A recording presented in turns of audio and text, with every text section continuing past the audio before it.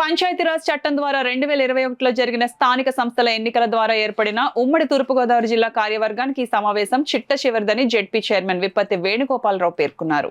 శుక్రవారం కాకినాడలోని GMC Balayogi ZP సమావేశ మందిరంలో ఉమ్మడి తూర్పుగోదావరి జిల్లా పరిషత్ సర్వసభ్య సమావేశం జెడ్పీ చైర్మన్ విప్పత్తి వేణుగోపాలరావు అధ్యక్షతన జరిగింది.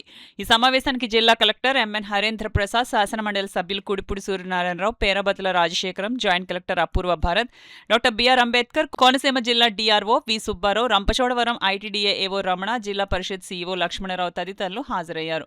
వీరితో పాటు వివిధ మండలాల జెడ్పీటీసీ సభ్యులు, వివిధ శాఖల జిల్లా స్థాయి అధికారులు ఈ సమావేశంలో పాల్గొని పలు కీలక అంశాలపై చర్చించారు. ప్రధానంగా నీటిపారుదల, వ్యవసాయం, ఉద్యానవనం, గ్రామీణ నీటి సరఫరా, పారిశుద్ధ్యం, వైద్య, ఆరోగ్యం, ఐటీడీఏ పాఠశాల విద్యా శాఖల పరిధిలో ప్రస్తుతం అమలవుతున్న ప్రభుత్వ సంక్షేమ అభివృద్ధి కార్యకలాపాల పురోగతిని అధికారులు వివరించారు. ఆయా మండలాల పరిధిలో ప్రజలు ఎదుర్కొంటున్న వివిధ స్థానిక సమస్యలపై జెడ్పీటీసీ సభ్యులు అధికారుల దృష్టికి తీసుకువచ్చిన పరిష్కారం కృషి చేయాలని కోరారు. ఈ సందర్భంగా చైర్మన్ విప్పర్తి వేణుగోపాలరావు మాట్లాడుతూ ప్రజల సంక్షేమమే లక్ష్యంగా 5 ఏళ్ల అభివృద్ధి ప్రస్థానంపై సాగిందని, 2021 నుంచి ఇప్పటి వరకు 21వ సర్వసభ్య సమావేశాలు నిర్వహించడం జరిగిందని తెలిపారు.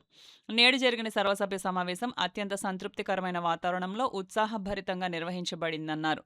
జిల్లా కలెక్టర్, వివిధ జిల్లాల నుండి విచ్చేసిన జాయింట్ కలెక్టర్లు, డిఆర్ఓలు, సీఈఓ, డిప్యూటీ సీఈఓ, ఉన్నతాధికారులు, జెడ్పీటీసీ సభ్యులు, ఎమ్మెల్సీల సమక్షంలో జరిగిన ఈ సమావేశంలో సుమారు 10 ప్రధాన అంశాలపై సమగ్రంగా చర్చించడం జరిగిందని వివరించారు. ఉమ్మడి తూర్పుగోదావరి జిల్లా పరిషత్ సర్వసభ్య సమావేశంలో జిల్లా కలెక్టర్ ఎంఎన్ హరేంద్ర ప్రసాద్ మాట్లాడుతూ ఆహార భద్రత సాధించిన మనం ప్రస్తుతం ఆరోగ్యకరమైన ప్రకృతి వ్యవసాయం వైపు అడుగులు వేస్తున్నామని, శ్రీలంక అనుభవాన్ని దృష్టిలో ఉంచుకుని రాత్రికి రాత్రే కాకుండా క్రమక్రమంగా రసాయనిక ఎరువులను తగ్గించి నేచురల్ ఫార్మింగ్ ను ప్రోత్సహిస్తున్నామని తెలిపారు. ఉమ్మడి తూర్పుగోదావరి జిల్లా ప్రజా పరిషత్ చివరి సర్వసభ్య సమావేశంలో శాసనమండలి సభ్యులు పేరాబతుల రాజశేఖరం మాట్లాడుతూ ప్రజాప్రతినిధులు పార్టీలతో సంబంధం లేకుండా ప్రజా సమస్యలపై జవాబుదారీతనంతో పనిచేయాలని పిలుపునిచ్చారు. ఈ సమావేశంలో జెడ్పీ డిప్యూటీసీ సీఈఓ శ్రీలలిత, పరిపాలనాధికారి మందపల్లి బుజ్జిబాబు, ఇతర జెడ్పీ అధికారులు, సిబ్బంది తదితరులు పాల్గొన్నారు.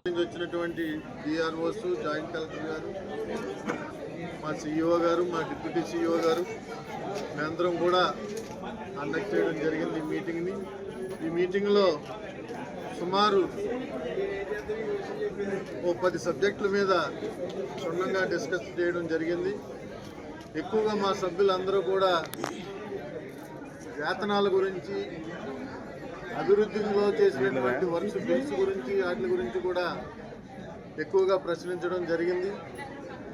దానికి మేము సీఈఓ గారు అవ్వచ్చు, నేను అవ్వచ్చు, మా సిబ్బంది అంతా కూడా ప్రభుత్వానికి ప్రతిపాదనలు అయ్యి పంపించాం. అవి రాగానే మేమంతా కూడా మీకు పేమెంట్ చేస్తాం, దాని గురించి ఏమి ఆందోళన చెందవద్దనేసి మేము హామీ ఇవ్వడం జరిగింది. అలాగే ఈ 5 సంవత్సరాల్లోని జరిగినటువంటి అభివృద్ధి మీద కూడా ఎక్కువగా డిస్కస్ చేయడం జరిగింది. చాలా సంతృప్తికరమైనటువంటి వాతావరణంలో మా తోటి జెడ్పీటీసీ సభ్యులు అందరూ కూడా చాలా ఉత్సాహంగా పాల్గొన్నారు.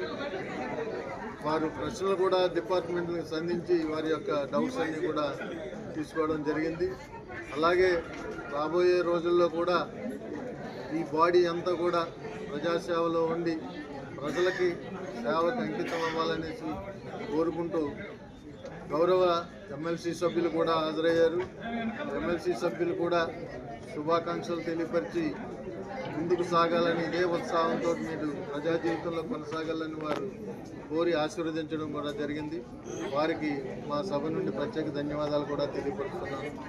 అలాగే ఈ 5 సంవత్సరాల్లోని మాకు, మా బాడీకి సహకరించినటువంటి మా సీఈఓ గారికి, ఇంకా మా సీఈఓ గారికి ముందు పనిచేసినటువంటి సీఈఓ గారులకి, అలాగే మా జిల్లా పరిషత్ సిబ్బందికి అందరికీ కూడా నా హృదయపూర్వక ధన్యవాదాలు తెలియపరుచుకుంటూ, ఈ పత్రికా సోదరులకి అందరికీ కూడా ఈ 5 సంవత్సరాల నుంచి మాతోటి పయనించారు.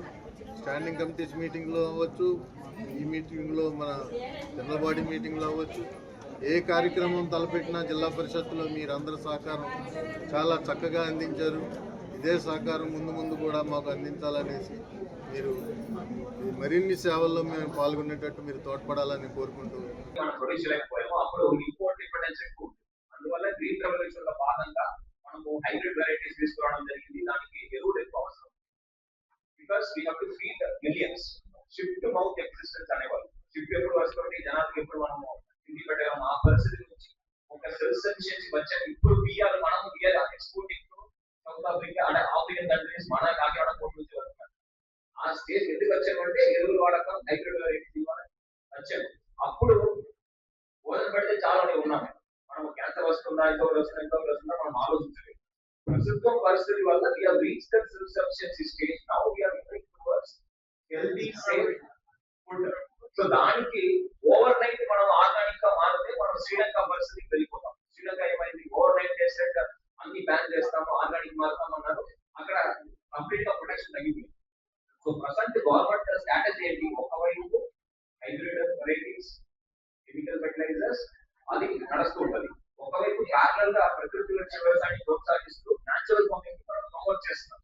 ఇప్పుడు మన జిల్లా తీసుకుంటే దాదాపు 7,000 హెక్టేర్స్ మనం ఈసారి ప్రకృతి వ్యవసాయం కింద ఉద్యాన పంటలు కానీ వరి కానీ మనము మిల్లెట్స్ కానీ మనం ముద్రధాన్యాలు కానీ మనం సాగు చేస్తున్నాం. ఈ విధంగా ప్యారలల్ గా చేస్తున్నాం.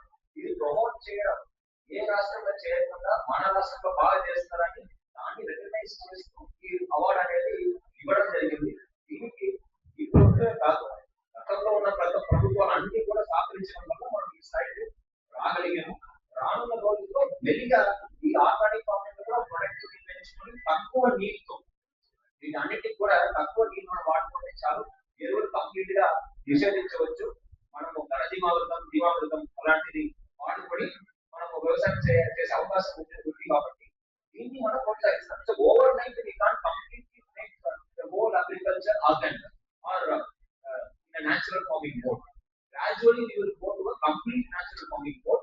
సో దానికి ఒక రికగ్నిషన్ ఇది. So I think we should appreciate it is a consistent effort of both the administrative machinery and the subsequent governments